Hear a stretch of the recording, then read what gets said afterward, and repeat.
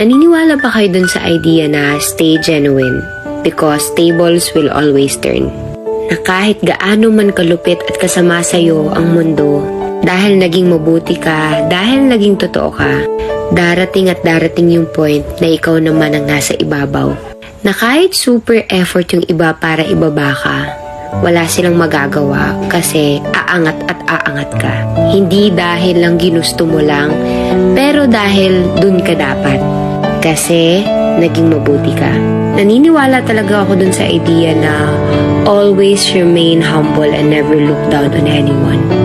Nasa taas ka man ngayon, but you will never know where the life may take you next. Kaya remember to always be kind and genuine. As God blesses you, be a blessing to others also. Okay?